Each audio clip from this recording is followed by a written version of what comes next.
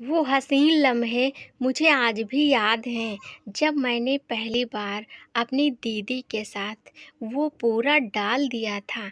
दीदी ने कहा, ओह! कितना आनंद आ रहा है।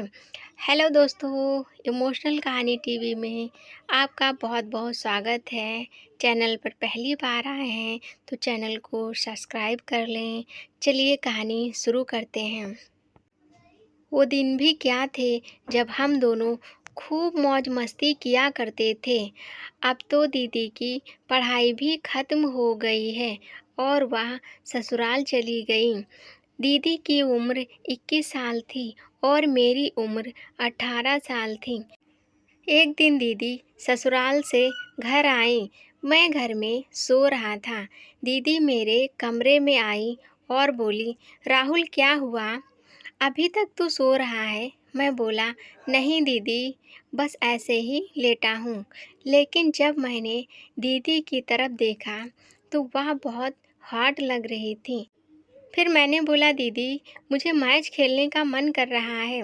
तभी दीदी की सहेली मायरा आ गई और बोली, काजल तू कैसी है और तेरी सुहागरात कैसी रही? तो मेरी दीदी बोली, अरे यार, कुछ खास नहीं थी। अब मैं तुझे क्या बताऊं?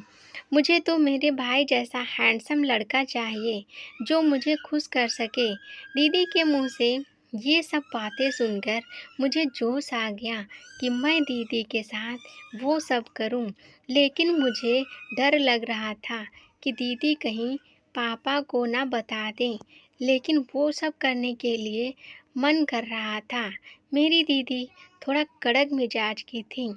उनके सभी सहेलियों के बॉयफ्रेंड थे, लेकिन मेरी दीदी की शादी हो गई थी। एक दिन हम दीदी छत पर बैठे थे, तभी उनकी सहेली आई और बोली, काजल तेरा मैच खेलने का मन नहीं करता? मैं हफ्ते में अगर 2 बार ना खेलूं तो चैन नहीं मिलता। खैर तेरी मर्जी।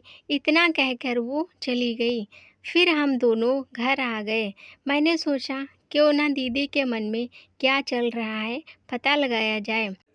मैंने बोला, दीदी ठीक ही तो कह रही थी, तुम्हें भी मैच खेलना चाहिए। हाँ मैं भी मैच खेलना चाहती हूँ, लेकिन तुम्हारे साथ।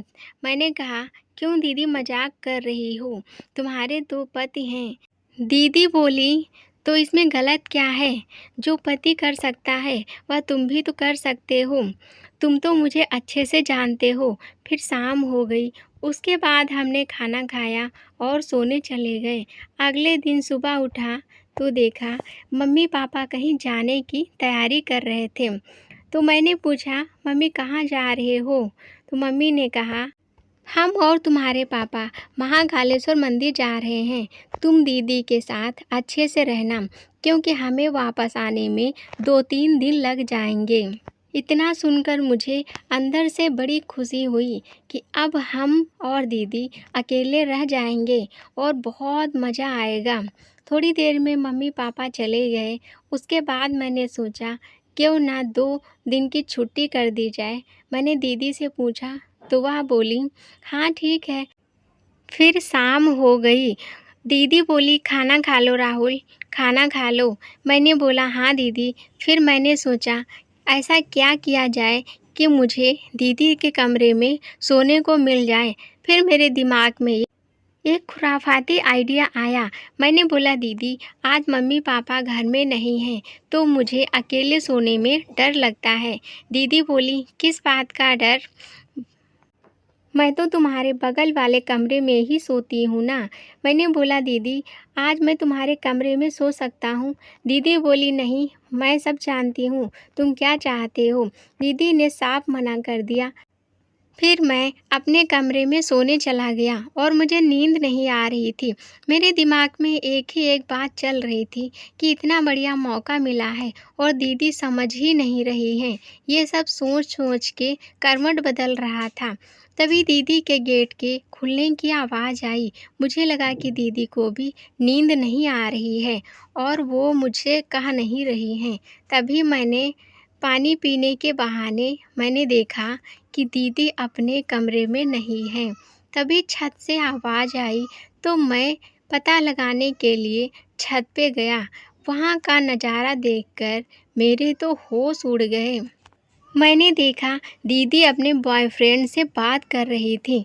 तभी मैं अपने कमरे में आया और सो गया। अगले दिन दीदी सजकर कहीं जा रही थी, तो मैंने पूछा, दीदी कहाँ जा रही हो? तो दीदी बोली, मैं अपनी सहेली के घर जा रही हूँ, अभी आ जाऊँगी। तो मैंने कहा, मुझे सब पता है दीदी, आप अपने बॉयफ्रेंड से मिलने जा रही हो। राहुल, तुम्हें कैसे पता? दीदी, जब आप छत पे बात कर रही थी तो मैंने सब सुन लिया था। अरे मम्मी पापा को नहीं बताना, नहीं तो वो मेरी जान ले लेंगे। मैंने बोला, ठीक है दीदी, मैं किसी को नहीं बताऊंगा। मैं मौका देख के मम्मी पापा से बात करेंगे और दोनों की शादी करवा देंगे। वीडियो अच्छी लगी हो तो लाइक कमेंट एंड सब्सक्राइब कर दें। Thank you, love you, take care.